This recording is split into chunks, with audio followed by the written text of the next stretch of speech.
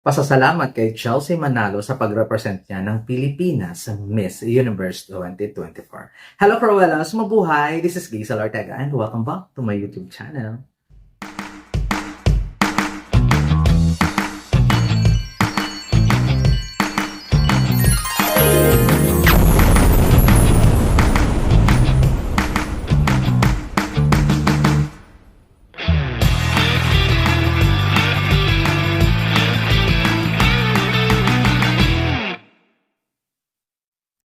Hello! Kamusta po kayong lahat? Good morning, good afternoon, good evening, anumang oras kayo nanonood sa akin ngayon. Maraming pong salamat. At itong vlog na ito ay pagpapasalamat doon sa ating kandidata na nirepresent tayo sa Miss Universe ng bonggang-bongga ng buong kanyang makakaya kay Miss Chelsea Manalo. At hindi lang buko doon kay Chelsea, pasasalamat din doon sa buong team na nakasama niya sa journey niya sa Miss Universe competition. Siyempre, kwento ko lang sa inyo na una kong na-meet si Chelsea sa Aqua Boracay nung nagpo-photoshoot sila ni Elle, nakasama niya doon kasi wala silang kasama magpo-photoshoot with Rudel, Miss Ronggala PH. Nakausap ko siya doon, may picture-picture kami together. At simula noon, nung araw na mismo na yon, alam ko may something kay Chelsea. Alam kong very bongga talaga si Chelsea.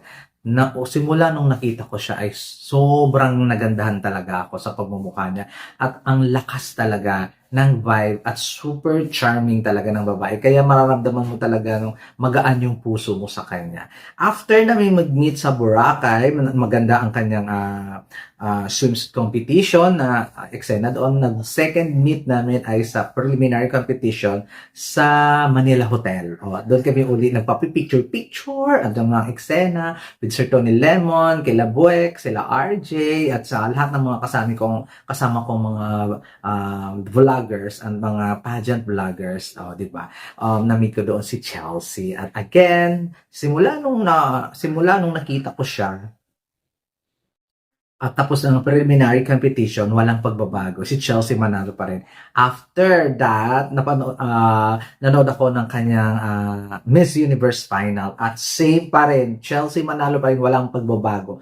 At wala talaga ako nakitang sa kanya. Ere or whatsoever, super deserved na talaga. Yung manalo siya sa Miss Universe Philippines competition kahit nilagay ko lang siya sa aking prediction na number 2. Ngayon, after that, umuwi ako sa Giginto, Bulacan. Nagkataon din na ang kanyang pag-homecoming sa Bulacan, sa Malolos, Bulacan, kinover ko rin siya at eksena uli kami doon, nagbatian uli kami doon ng bonggang-bongga.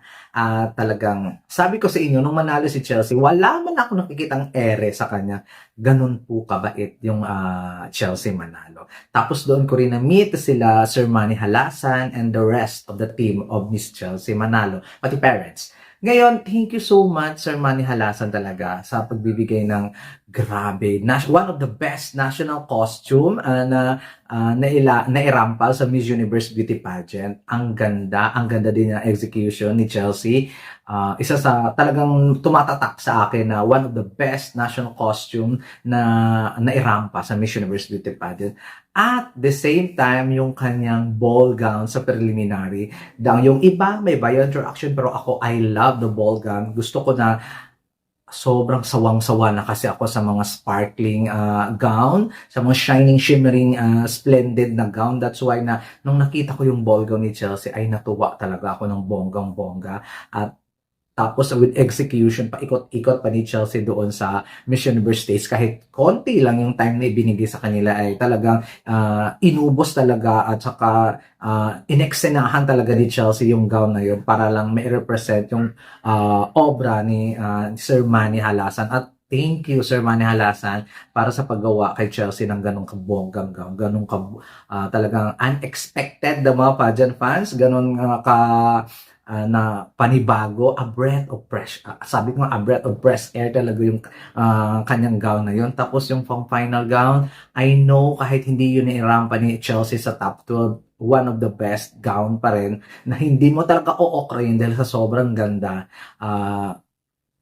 na nai-present ng isang Miss Philippines sa Miss Universe States. Kaya Sir Manny Halasan, thank you so much. O, di ba? Ang bonggang-bongga. And then, salamat din ako. Grabe, iba ang galing at saka talent ni Seven Barreto. Oh my God. Sa lahat ng mga pasabog ni Chelsea, hindi niya ako binigo. Every time na magpasabog sa social media si Chelsea, amazing lagi ang picture ng Chelsea Manalo. Talagang, oh my, alam mo, oh my God ka na lang talaga. Tapos marirecognize mo talaga yung talent ni Seven. Thank you so much, Seven. Talagang walang tsakang picture si Chelsea na lumalabas sa social media na talagang hindi pinabayaan ng bongga-bongga ni Seven. O, diba? One of the best photographer dito sa Pilipinas. Thank you so much, Seven. Isa ka sa team at saka isa ka sa nag-promote kay Chelsea. Kasi kung hindi dahil sa picture mo, hindi makikilala si Chelsea as ganun talaga kaganda in person at saka ang gaganda talaga ng mga ng mga materyales na inalalatag din niya sa social media. Also daw sa buong team talaga ni Chelsea. Thank you so much. Alam ko naghirap kayo ng bonggang-bongga sa na to, sa journey ni Chelsea, pati ang parents, mga friends, and buong team ni Chelsea. Talagang ang saya kasi meron kayong naiambag para mag-represent ni Chelsea ang Philippines, ang bonggang-bongga sa Miss Universe at hindi naman kayo nag-fail doon. Kasi maraming issue about sa styling ni Hechicera sa mga damit sa OOTD, but ako, kontento naman ako sa nakikita ko. Wala naman talaga akong hinanas doon sa kanyang OOTD. May mga pasabog na mga OOTD, may okay lang, pero hindi mo kailangan humanas dahil alam ko naman yung effort ng team ni Chelsea. Next, sa Miss Universe Philippines Organization, kasi nakita naman hindi nila pinabayaan si Chelsea. Kasi meron kasing mga kandidata na minsan napababayaan, parang hindi aware, hindi alam ang ginagawa doon sa Miss Universe. But si Chelsea mukhang guided talaga ng Miss Universe Organization, Miss Universe Philippines Organization, kaya wala naman ako may comment ang bonggang-bongga. And then of course, sobrang salamat Chelsea, represent mo ang Pilipinas sa Miss Universe stage with flying colors at bonggang-bongga, at hindi ako naghahanap. Hindi ko alam sa iba kung bakit hinahanapan ka nitong ganito, sana ganyan, ganito. Hindi ko alam kasi ako nakukontento na ako. Kasi simula nung ipinadala ka at sa Miss Universe, ay alam ko na yung kapasidad mo when it comes talaga sa lahat ng aspeto ng pageant. So, yung standards ko as a Miss Universe follower, as a beauty pageant enthusiast, ay talagang tinanggal ko para sa'yo. Kasi nga, I know na kaya mo kaming ilaban, whatever happen, na ilalaban mo kami ng bonggang-bongga at hindi mo ipapahiya ang Pilipinas.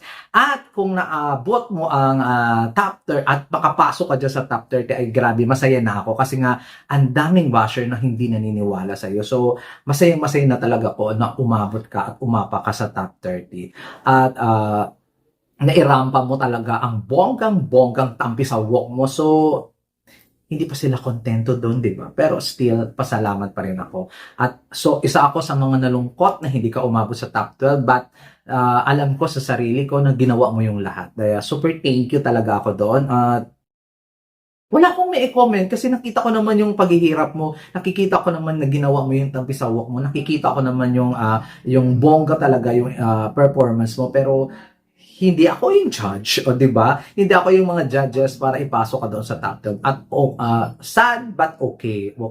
So nung tinanghal ka ng Miss Universe Asia, doon na talaga ako grabe talaga yung pasasalamat ko kasi sabi ni Kunan, sabi niya yun, ikaw ang best performing Asian candidate doon sa preliminary competition. Sa preliminary at saka sa interview, of course. So, naniniwala talaga ako na ikaw ang pinaka-deserving doon, na ikaw yung pinaka-humble doon, na ikaw ang magandang attitude. Kasi yun yung basihan niya kung paano pipiliin ang kanyang continental queen from Asia. Maganda ang attitude, maganda ang performance.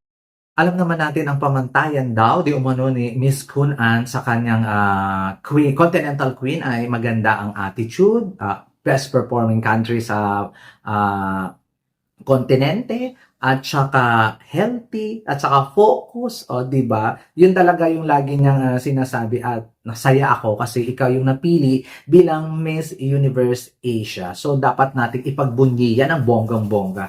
Syempre, pasalamat kasi nakita ko yung effort, nakita ko yung determinasyon, nakita ko yung laban ng Chelsea Manalo at kailangan nating ipagpasalamat yun sa kanya at ibinigay niya sa atin yung magandang laban na dapat nating makita. Sa mga hindi satisfy sa performance ni Chelsea ay pasensya na kayo kung hindi niya na fulfill o hindi niya naabot ang expectation ninyo. Ang isang Chelsea Manalo ay isang Miss Universe Asia ngayon. So sana maging masaya na lang kayo sa kanya. O, di ba? Kagaya ng pagiging masaya namin sa kanya, ng buong Chelsea Manalo team sa kanya. Hindi naman ako magpapa-kinekemi dito kasi dahil alam niyo na super love ko talaga si Chelsea, pero wala kasi siyang ipinapakita na hindi maganda. At the same time, ang ganda talaga ng personality niya. That's why super love na love ko talaga. Kagaya ng pagmamahal ko kay Beatrice Luigi Gomez. O, di ba?